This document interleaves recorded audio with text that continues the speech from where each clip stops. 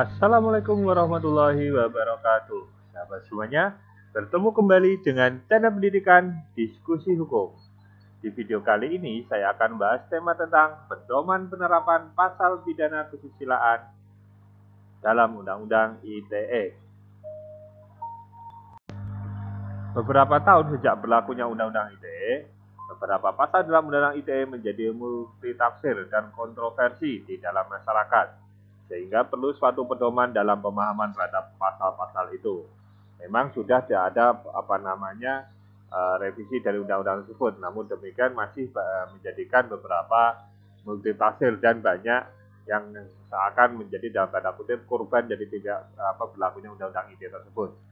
Oleh karena itu, Menteri Komunikasi dan Informatika, Jaksa Agung dan Kapolri mengeluarkan keputusan bersama yaitu nomor 229 tahun 2021, nomor 154 tahun 2021, nomor KB-2 Romawi 6 2021 tentang pedoman implementasi atas pasal-pasal tertentu dalam Undang-Undang Informasi dan Transaksi Elektronik atau Undang-Undang ITE yang dilakukan pada tanggal 23 Juni 2021.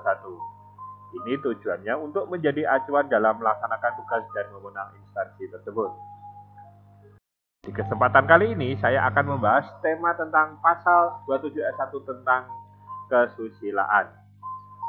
Nah, di sini pasalnya peraturan yang dilarang adalah setiap orang dengan sengaja tanpa hak mendistribusikan dan atau mentransmisikan dan atau membuat dapat diaksesnya informasi elektronik dan atau dokumen elektronik yang memiliki muatan yang melanggar kesusilaan. Ini saya hanya membuat bentuk suatu perbuatannya, tidak sekaligus ancaman pidananya. Ancaman pidananya bisa dilihat langsung di dalam pasal undang-undangnya ya.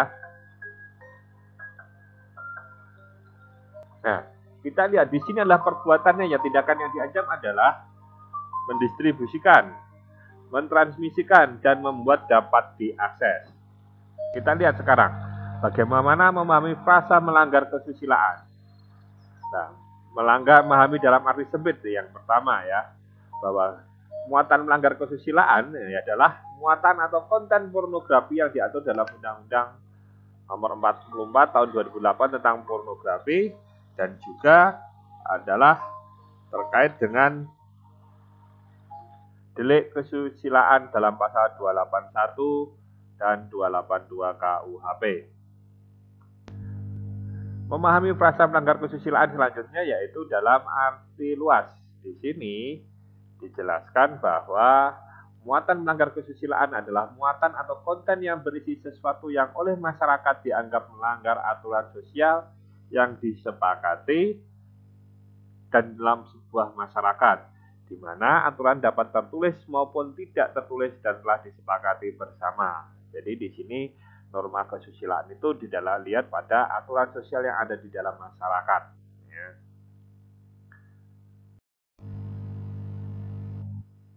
Kita harus tahu bahwa tidak semua pornografi dan ketelanjangan itu melanggar kesusilaan.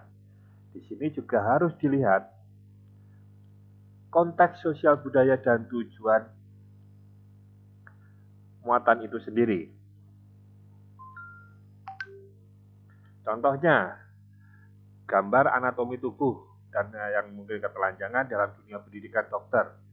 Gambar untuk pendidikan yang dikirim pengajar ke anak didiknya. Ini jangan diartikan selalu pornografi. Ya, ada yang nggak pakai baju atau telanjang itu selalu dikaitkan dengan pornografi. Ini harus juga dilihat pada konteks sosial budaya dan tujuan muatan itu. Contoh mungkin buka baju, ada pakai baju adatnya agak terbuka. Nah, ini jangan harus dianggap sebagai satu bentuk pornografi. Konten melanggar kesusilaan yang ditransmisikan dan didistribusikan atau disebarkan dapat dilakukan dengan cara pengiriman tunggal ke perorangan maupun ke banyak orang, atau dibagikan atau disiarkan atau diunggah atau diposting. Ya, di sini bahwa konten ini ya tidak hanya dikirim ke harus seluruh orang, jadi pengiriman tunggal pun bisa. Ya, pengiriman tunggal jadi seorang ke seseorang. Yang penting ini adalah pengirimannya. Kita harus tahu bahwa Undang-Undang ITE bukan fokus pada perbuatan kesusilaan itu. Ya, jadi bukan melihat pada perbuatan kesusilaan. Tetapi fokus Undang-Undang ITE adalah perbuatan mendistribusikan dan atau mentransmisikan dan atau membuat dapat diaksesnya informasi elektronik dan atau dokumen elektronik yang memiliki muatan yang melanggar kesusilaan. Jadi kalau ada perbuatan kesusilaan itu tunduk pada aturan lain. Contoh tadi kalau di depan tadi, apakah undang-undang pornografi atau undang-undang kesusilaan, ya, dalam KUHP.